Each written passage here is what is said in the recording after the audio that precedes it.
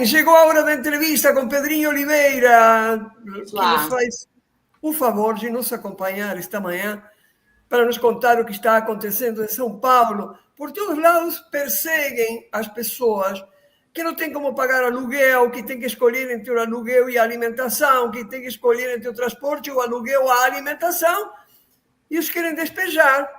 O direito ao lar não era alguma coisa como que garantida na Constituição, o direito ao teto, não era isso? Vamos ver o que acontece em Rio Claro, por favor. Sofia Andrade vai entrevistar Pedrinho Oliveira. Vamos para a primeira entrevista do dia, vai.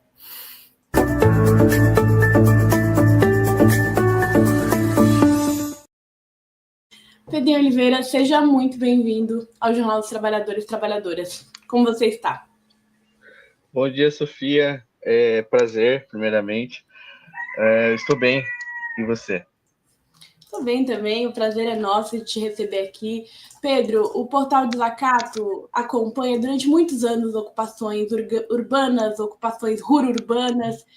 E aqui em Florianópolis, especificamente, nós temos diversas ocupações espontâneas, né? Que é quando a própria comunidade acaba ocupando um território, ocupações por movimentos sociais. Nós temos aqui o Quilombo Urbano, o Quilombo Vidal Martins, no Rio Vermelho, que se encontra, inclusive, num parque municipal, muito parecido, né, com um horto florestal, onde tem um camping também, e essas famílias lutam há anos pela titulação desse território. Mas nós nunca tivemos aqui uma entrevista sobre uma ocupação, não uma ocupação, né, mas famílias que vivem há muitos anos nessa floresta estadual Edmundo Navarro, mesmo antes de ela ser uma floresta estadual, né, que era mais conhecida como Colônia Fazendinha. E para quem está nos escutando e não conhece, se trata de um local onde moravam os antigos trabalhadores da FEPASA, uma empresa ferroviária em São Paulo. E eu fui descobrir, me preparando para essa entrevista, Pedrinho, que os hortos florestais eles surgem no estado de São Paulo em 1903, por conta do crescimento dessas ferrovias, né?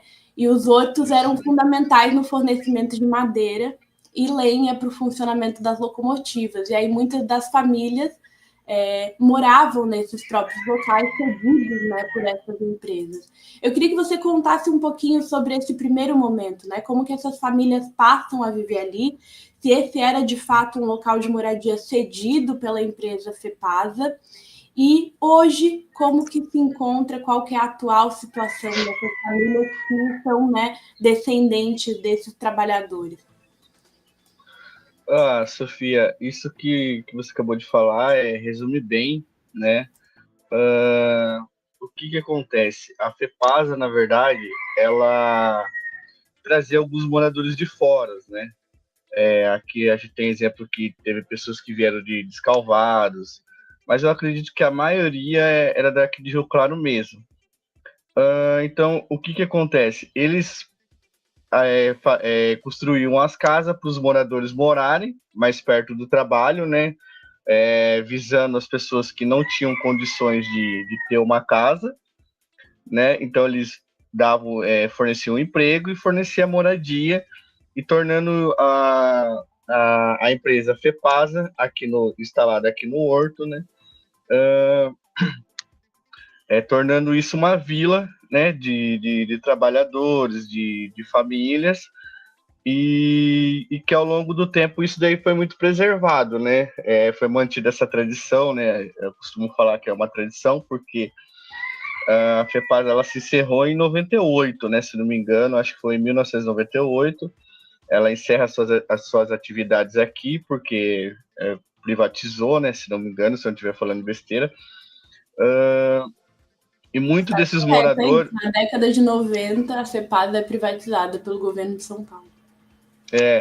Então, aí muitos desses moradores, eles ganharam, né, uma carta podendo ficar nas casas por tempo indeterminável, né? Muitos desses moradores ganharam.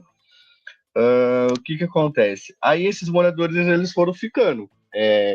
Na época que eles trabalhavam na FEPASA, era descontado água, era descontado luz, era descontado aluguel, tudo isso vinha descontado em folha de pagamento, né, no famoso olerite, né? E quando ela se encerra, os moradores continuaram, alguns moradores continuaram, a grande maioria, se não me engano. Aí quando chega em 2002 ou 2006, eu não vou lembrar o certo agora, o Estado ele toma posse, né, daqui, e daí começa toda essa burocracia, né, todo esse pesadelo.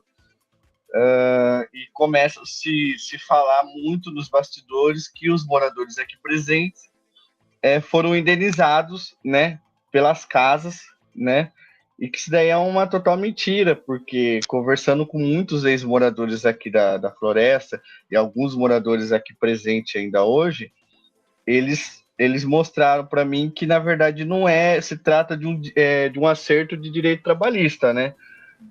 Então, não teve indenização, porque isso que a cidade de Rio Claro, ela impõe essa imagem em cima da gente, né? Como que a gente recebeu indenização. Isso daí é uma total mentira. Mas o que acontece? E vai se passando ao longo dos anos, eles falam que é unidade de conservação, né? Não pode ter moradores. E aí eles entram na justiça, né? Para poder tirar os moradores, né? Então aí o que acontece? Aí vai de mal a pior, porque começa a vir oficial de justiça falando que tem que sair da casa em 10 dias, depois, mais para frente, foi 3 meses.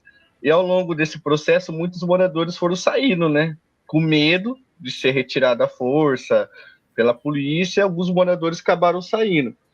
E os que ficaram os que resistiram até o final aí e que não se deram por vencidos, né? Falaram que eles também, eu acredito que eles têm total direito disso, porque se você for levar na história mesmo, os moradores estão aqui muito antes do Estado tomar posse, né?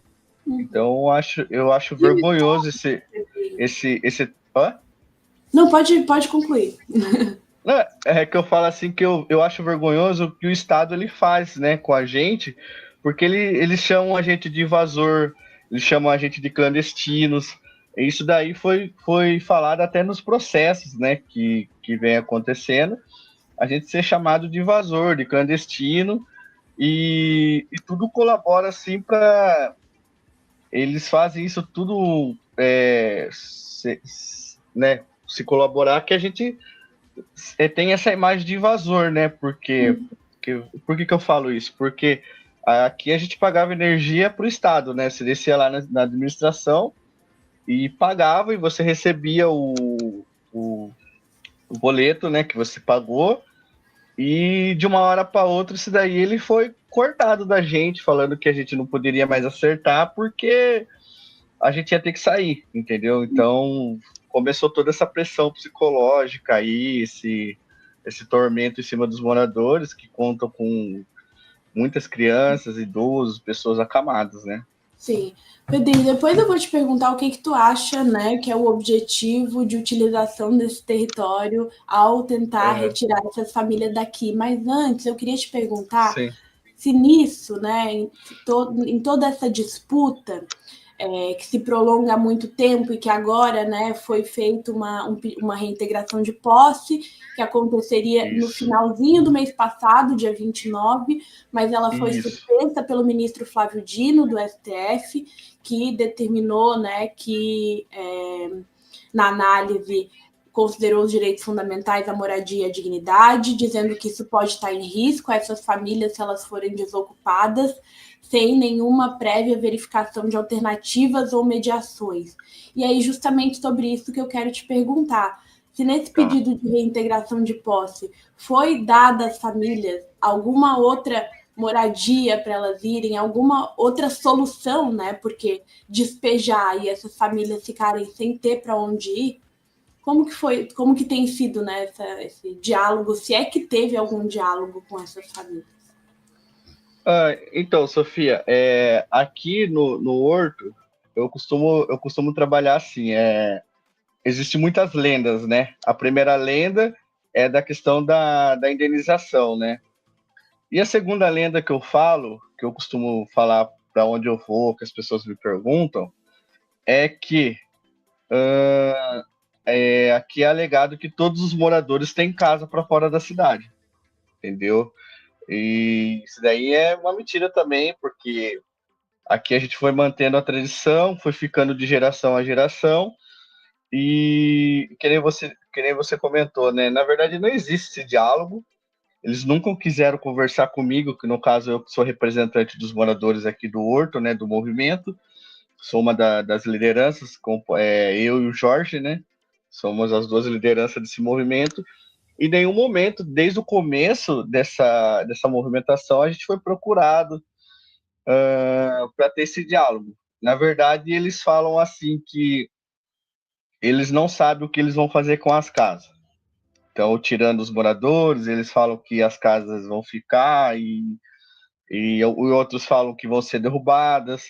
E eu falo assim também que esse lance que a gente conseguiu, através do nosso advogado, mandar para o STF, são outras coisas também que a gente precisa conversar e falar, esclarecer também, pelo fato que, na verdade, esse processo de reintegração de posse, ele não era para estar sendo julgado aqui em Rio Claro.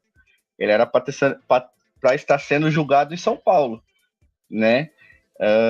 Então, quando começou tudo essa movimentação, vieram o CRAS, vieram o pessoal da habitação, vieram o Ministério Público, o Conselho Tutelar, para fazer uma avaliação, né? Fazer uma série de perguntas, bem dizer, uma entrevista, né? O que acontece? Foi constatado que a gente não tem para onde ir. E a opção que eles estavam dando para a gente, através do prefeito da cidade, Gustavo Perissinotto, 19 vereadores, né, que existe em Rio Claro, a opção que eles colocaram para a gente era que, tirando a gente daqui, a gente ia para a casa transitória, o famoso albergue. Foram essas a única opção que eles deram para a gente. Ou seja, nenhuma solução de fato, né, Pedrinho? Agora, para a gente encerrar nossa entrevista, eu tenho uma última pergunta para ti, de que se essa decisão da justiça, né, de retirada dos moradores forçada, tem alguma relação, você pensa, né, com o projeto privatista do governador Tarcísio de Freitas? Ele já colocou, né, o patrimônio do povo paulista à venda, com concessão de novos pedágios, privatizando a Sabesp, desculpa, entregando terra devoluta ao latifúndio. Qual que é o interesse dele nessa área? Olha, o que tem ao meu conhecimento é que, na verdade, o Horto de Rio Claro, ele é o maior que tem dentro de todos os hortos que tem, né? Se não me engano, se não me falha a memória, são entre 16 a 18 hortos que existem, né, em todo o território. Então, o de Rio Claro, ele é o maior, né? Ele é o mais bonito, ele é o mais, né, mais visitado, vamos dizer assim. O que como você me perguntou, eu tenho uma hipótese comigo assim. Aqui a gente somos moradores muito humildes, né? Então, assim, a gente mantém a casa conforme a nossa renda, mas não tá tudo caído, não tá com risco de queda, como eles alegam, né? Que também isso daí é uma outra coisa que eles alegam, que as casas aqui onde a gente mora estão com risco de queda. Isso daí também não é verdade. Então, e a gente vê ao redor daqui da casa da gente, da onde a gente mora aqui, que muitas coisas estão sendo construídas ao redor, né? Como condomínio fechado, como o escritório da OAB, como uma empresa de cosmético, está sendo construído bem do lado da onde a gente mora. Então está tendo toda essa transformação, né? Essa evolução. Então eu falo por mim que eu acredito que isso tem muito olhar imobiliário, né? Então, assim, e vindo do Tarcísio, para ser bem sincero, eu não espero nada, porque ele quer privatizar tudo, ele quer acabar com tudo que tem história, que tem valor para as pessoas, para as pessoas que realmente se importam com tradições, com histórias, né? E o Tarcísio ele quer privatizar mesmo, entendeu? Ele já deixou claro isso. E aqui o que a gente vem percebendo é que o horto ele está bem abandonado, né? Não falo na onde a gente mora, mas na onde as pessoas visitam, né? Tá tudo caído, tudo asfalto trincado, não tem uma revitalização, não tem um projeto de restauração. O que já foi falado é que eles fazem isso propositalmente para que a privatização seja a solução do lugar para ele ser restaurado, para ele ser revitalizado. Que eu acho que é uma tremenda de uma besteira, né? Porque se você tem acesso a um horto, um parque que nem o Horto Florestal, que é lindo, que é belo, se for mesmo privatizado, espero que não seja, você vai começar a ter que pagar para entrar aqui, né? Então, assim, eu também não consigo entender as pessoas que defendem privatização também, eu sou uma das pessoas que não defendo, eu sou contra total, né? Eu acho que é um isso, trabalho, sabe? né, Pedro, de a gente mostrar o que acontece quando as empresas são privatizadas e que acabam piorando o serviço e o acesso para a maioria da população. Pedro, Sim. Quero te agradecer muito pela entrevista.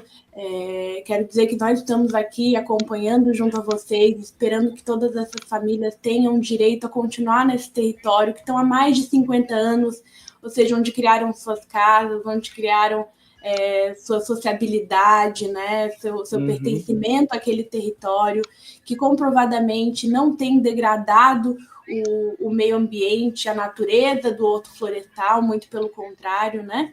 Então, esperamos que isso se solucione da melhor forma possível e que não seja com a expulsão dessas famílias. Muito obrigada pela tua entrevista, pelo teu tempo aqui hoje e seguimos acompanhando. Obrigado, Sofia. Eu que agradeço a atenção, a oportunidade, o espaço que vocês forneceram. E o que vocês precisarem também, pode contar comigo também, se eu puder contribuir, somar com alguma coisa. As portas aqui estão abertas para vocês também, quando vocês quiserem vir para cá, estiver passando por perto. E é isso. Muito obrigado também. Obrigada.